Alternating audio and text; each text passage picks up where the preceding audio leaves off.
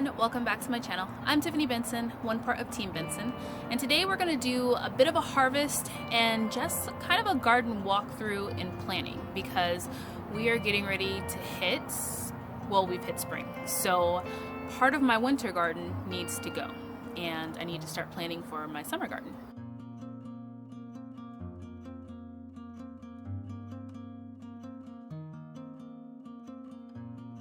So many of you desert gardeners know that we have multiple gardening seasons. We have a summer, winter, fall, and spring.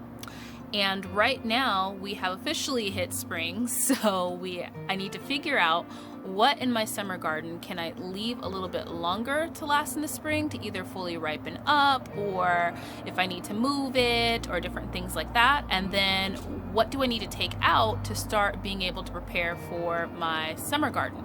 Because as a small space gardener, I can't miss the opportunity to plant certain things, and sometimes waiting for things to ripen or to get fully right and all of that may not be the best choice, or sometimes I have too many of certain things like this dill plant.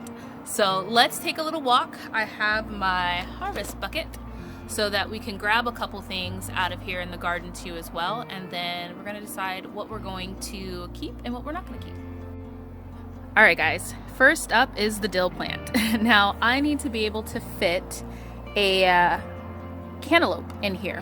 So I want to make sure that I have enough room for everyone's roots. So currently I have 4 dill plants, and I have decided to leave the one for the butterflies because it is starting to flower, and then I'm going to take these ones out since they have not flowered, so the taste really isn't going to be affected. So these ones I am going to freeze. I wanted to have enough dill to be able to make a ton of dill butter and to be able to share some of my dill butter with my neighbors and friends, and I also wanted to be able to have a dill for the butterflies. But like I said, I want to have room for the cantaloupe, so these 3 are going to go. Alright guys, so we have made some room in here. Now the other reason why I went ahead and pulled those dill plants early is because I do a no-dig garden.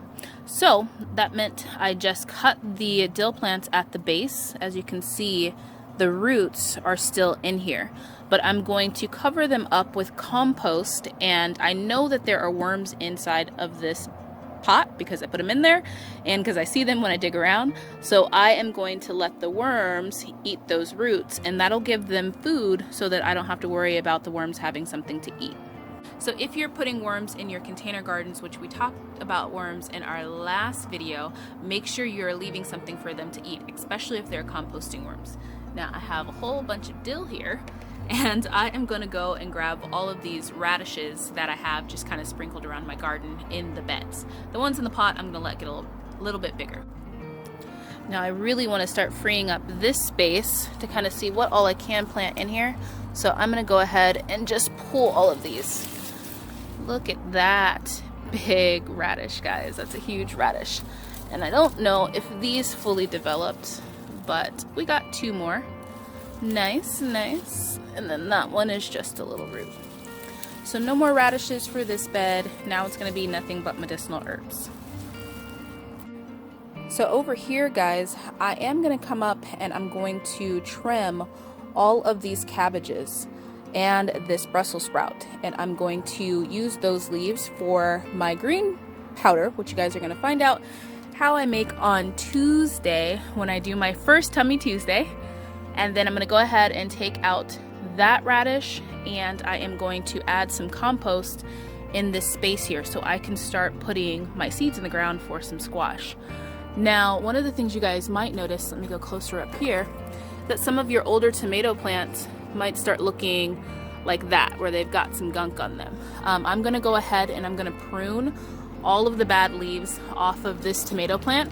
Up top it's still pretty healthy and everything's looking fine, but I don't want the plant to get sick, completely sick. So I'm going to make sure I'm pruning it. So some of my older winter tomatoes are starting to get really, really bushy, and that looks like to me early blight, and I want to make sure that I am keeping the plants healthy because I can keep those tomato plants a lot longer if I don't let them, die of sickness. So I'm going to go ahead and prune that so that I can increase the airflow for the plant. So that plant's getting pruned, and then also this one is getting pruned as well. Now, I know we've had the debate in the comment section of if I should leave both pepper plants in each side. So there's 4 pepper plants here total, and I've posed the question of if I should trim one. Now, I think I'm gonna go ahead and trim them just because they're running out of space really for the peppers not to get so wonky. And so I want the peppers to have enough space to grow, so I'm gonna go ahead and trim one from each side. Now, the snow peas, I have been tasting those, and those are still pretty sweet. So I'm gonna go ahead and keep the snow peas, and then also I'm gonna come in here and grab a bunch of snow peas because we have a lot of them. Now, I've been getting a lot of snow peas. Here, I'll just show you guys. This is just one handful. I have about 3 handfuls in here. And that is off of both of my snow pea trellises. Now, this snow pea trellis over here by the broccoli is starting to look a little bit wonky at the bottom. Like, it's starting to get a little bit of, like, I don't know, sickness. I'll show you guys. And we're getting to that part of the season where some of the things are going to be starting to die back. So one of the things I want to make sure that I do today is plant its replacement. So what's going to go there is going to be a pickling bush cucumber for the summer. So I want to make sure that I get that started. It is a little bit too cold, I feel personally, for my cucumbers at night. Sometimes they get sick and I don't want them to get sick early, but I am going to go ahead and start it and put it inside. But let me show you what I'm talking about with this pea plant.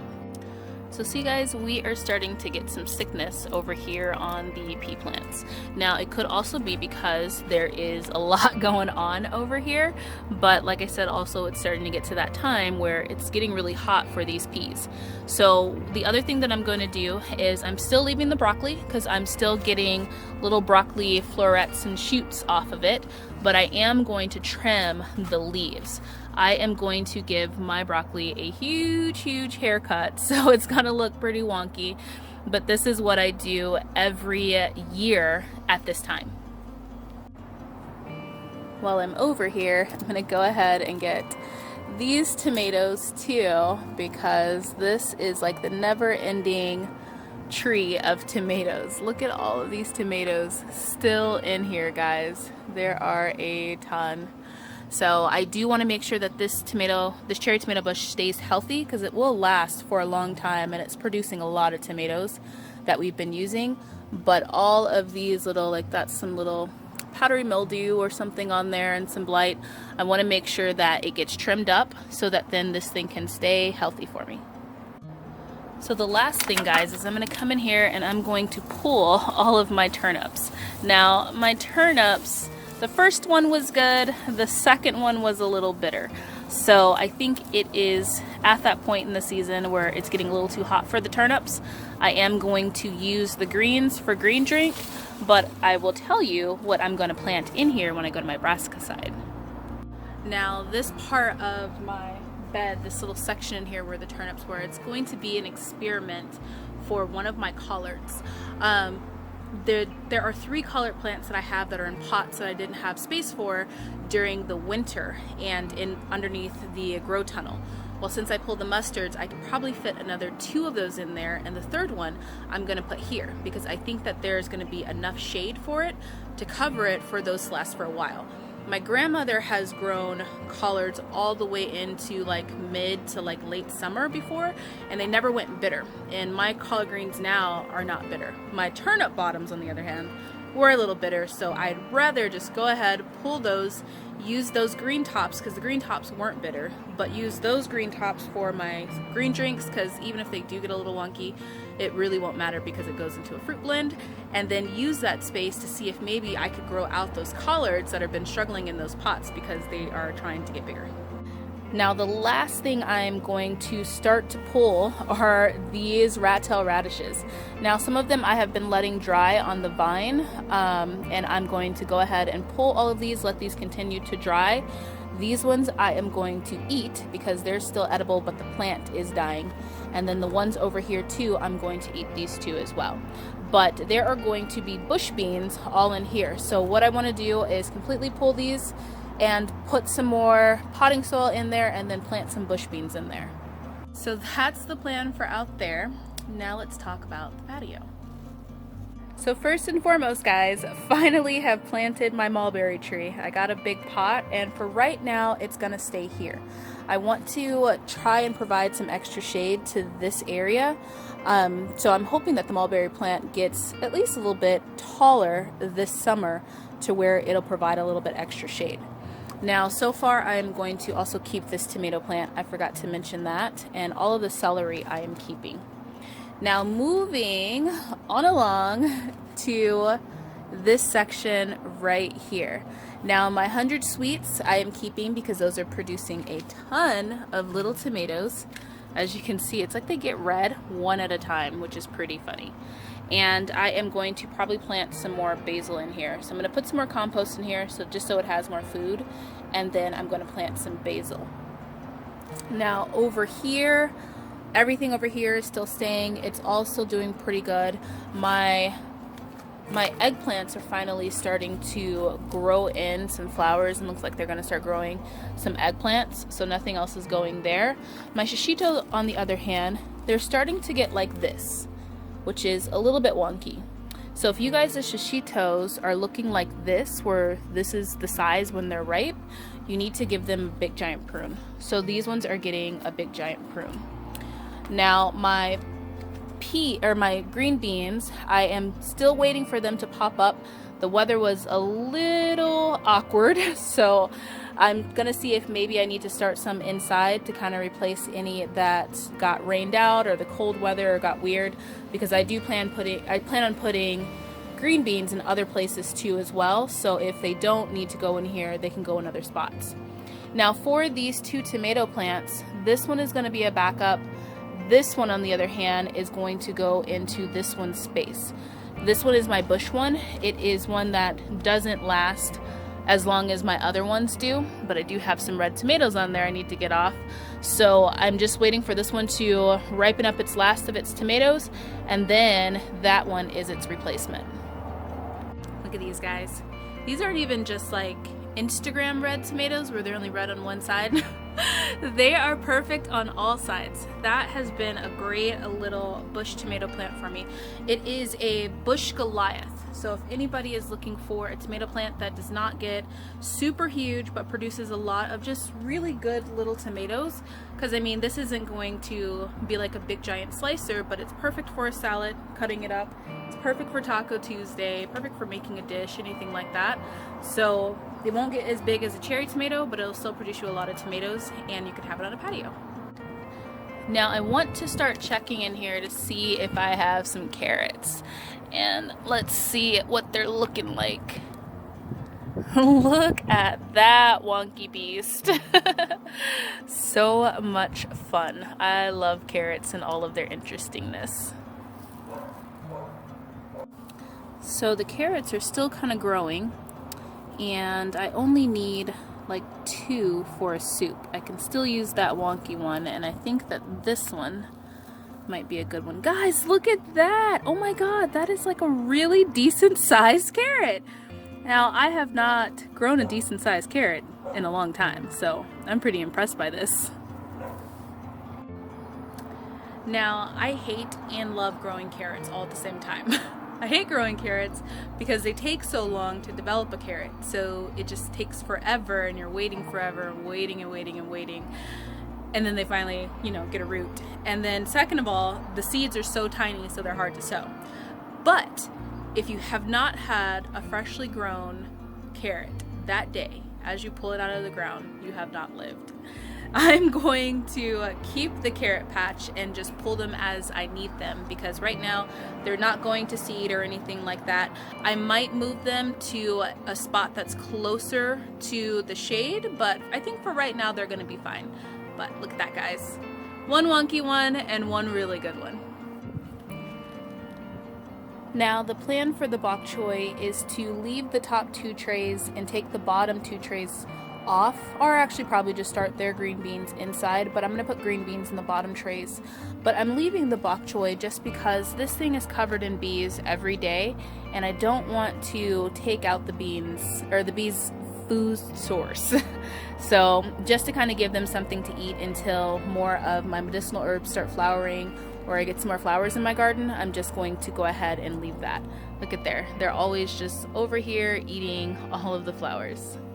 Now, being a desert gardener, it's important to not only grow food to sustain yourself, but also to sustain your environment, because your environment isn't ever going to grow to be everything that it can be if you don't provide things for it.